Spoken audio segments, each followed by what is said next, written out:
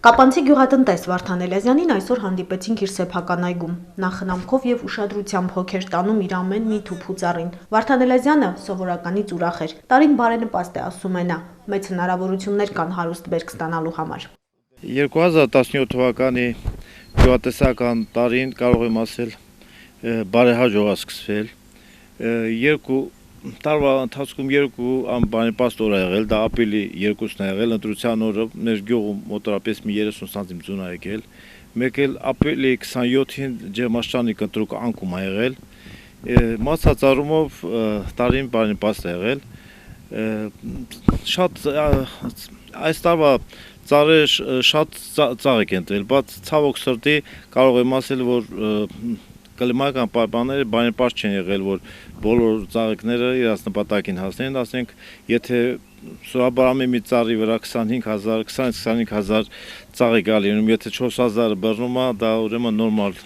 ուրեմն երևույթ է։ Անձրևոտ մայիսն իր հետ եւ դրական եւ բացասական երևույթներ է բերել։ Խոնավ ամիս է, մտահոգված ասաց նա եւ խոսեց սնկային հիվանդությունների եւ դրանցից ազատվելու միջոցների մասին։ 2016 թվականին ես բոլոր գյուղացիներին խորհուրդ եմ տվել, որ սնկային հիվանդությունների դեմ պայքարեն, բայց ցավոք սրտի նկատել եք, որ Կապանում մասսայական բոլորի պամիդորները ոչնչացել է, համարյա 90%-ը իրանց բերքը կորցրել են։ Հիմա էլ եմ խորհուրդ տալիս, որ իրանք պայքարեն, որովհետև տարին խոնավ է, եւ պայքարեն նաեւ այգիներում, պտղատու այգիներում սնկային հիվանդությունների դեմ, պտղակերի դեմ։ Ինչ եմ խորհուրդ տալիս, ուրեմն եթե տեսնեք իմ այգումս, ուրեմն բոլորը ծառերը սպիտակացած է, ինչ նպատակով եմ արել։ Արել եմ արևահարությունից պաշտպանելու եւ բունը սնկային հիվանդություններից պաշտպանելու համար։ Հաջորդ ուրեմն պտղատու այգիներում պետք է պտղակերի դեմ ծաղկաթափության պտղակերի դեմ սրուցքում արվի, ասինքն պետք է կոմպլեքս սրուցքում արվի, որ ուրեմն միաժամանակ պետք է կատարվի սնկային հիվանդությունների, քոսի դեմ եւ պտղակերի դեմ։ Դրա համար օգտագործում են, խորհուրդ եմ տալիս օգտագործել սկոր 2 գրամ 10 լիտր ջրի հաշվով 2 գրամ սկոր, 4 գրամ տոպազ եւ 10 գրամ արիվով։ Այդ բոլոր դեղերը համատեղելի են, այդ ուրեմն սրսկել օրվա հով ժամերին, եթե ուրեմն բուժումը չկատարենք, ապա կստանանք անորակ բերք կամ ուրեմն մի բերքի մի որոշ մասը ուրեմն պտղակերից ուրեմն կորուստ կունենանք։ Ճիշտն ասած, ես ինքս խուսափում եմ բուժանյութեր օգտագործելուց, աշխատում եմ այդպիսի բուժանյութեր օգտագործել, որ էկոլոգիապես համատաբար ուրեմն անվտանգ է։ Դա ուրեմն պղնձային պրեպարատներն են, ուրեմն սովորաբար խորհուրդ եմ տալիս օգտագործել բորդոան հեղուկ սնկային հիվանդությունների դեմ կամ կոպրոքսատ, որը իրանց ներկայացնում է պղնձի հիդրոքսիդ կամ կուպրոֆլո, էլի պղնձային պրեպարատ է, ուրեմն մինչև 5 կիլոգրամ թույլատրում է հեկտարի հաշվով օգտագործել, որը էկոլոգիապես համարում է անվտանգ։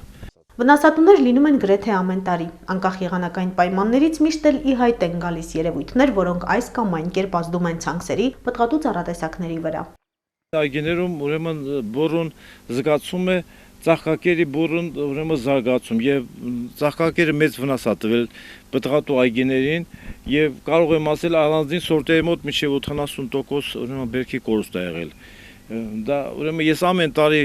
սովորաբար բուժումը խուսափում եմ այդ բուժումը կատարել, որպեսզի նոսը լինի, որ բերքս խոշոր ստացվի, բայց ցավոք սրտի այս տարի այնքան ուժը զարգացել է, որ բերքի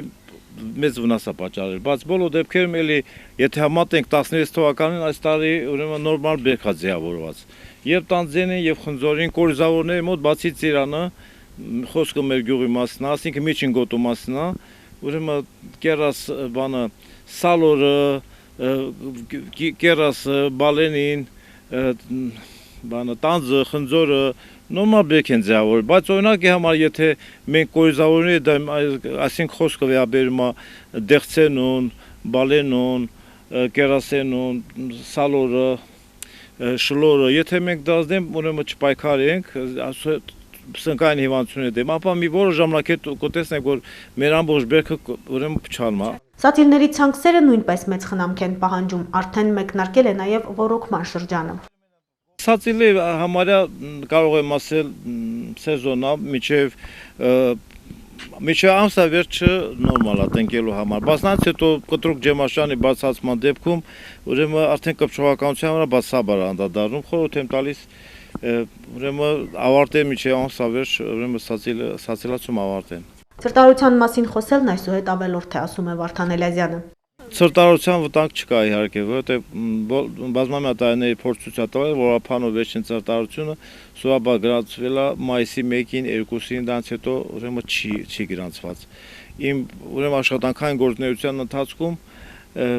պատահել է, որ մայիսի 5-ին ուրեմն ցրտարարություն ա եղել, ուրեմն ամբողջ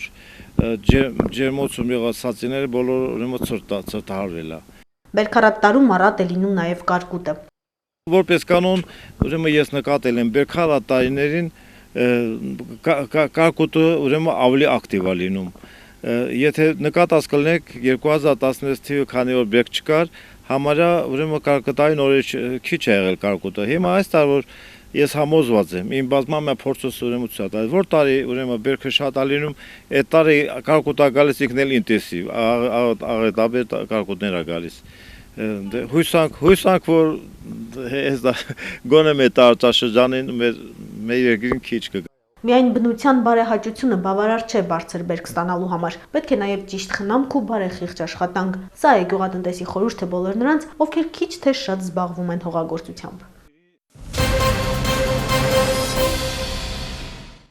Նախքան մայիս ամսվա սկիզբը օդերևութաբանները անձրևոտ եղանակ էին կանխատեսել։ Ամիսն արդեն կիսվել է եւ օդերևութաբանների կանխատեսումները գրեթե իրականություն են դարձել։ Տեղումները նորմայից ավելի են, ջերմաստիճանը համեմատաբար մեղմ։ Մայիս ամիսը միջին տեղումների քանակը ավելի բարձր եղավ, քան մնացած տարիներին։ Ջերմաստիճանը հիմնականում միջինին մոտ եղավ։ Մայիս ամսում հիմնականում մենք բավականին ցուրտ հոսանքներ ունեինք։ Դրա համար չեն կարող ասել, որ զգալի կերպով տաքացում ա եղել։ Ձնհալի հետևանքով գետերի ջրերի մակարդակի բարձրացում չի արձանագրվել։ Ջրի մակարդակի բարձրացումը կանխատեսման մոտ է, արտասովոր դեպքեր չենք ունեցել, բավականին առատվարումներ դեռ չենք ունեցել, ինչպես եւ կանխատեսել ենք կանխատեսման մոտ։ Առաջիկայում դեռ անձրևներ կլինեն, ասում է Սյունիքի մարզային հիդրոմետծառայության պետ Արմեն Գևորգյանը։ Կարգտահարության վտանգը դեռ պահպանվում է, ցրտահարության մասին խոսք անգամ լինել չի կարող, համոզված է հիդրոմետծառայության պատասխանատուն։ Վտանգը կա, կանխատեսում է, որ հնարավոր է առանձին վայրերում տեղումները լինի նաև կարկուտի տեսքով։ Սակայն առայժմ ավելին ասել չենք կարող։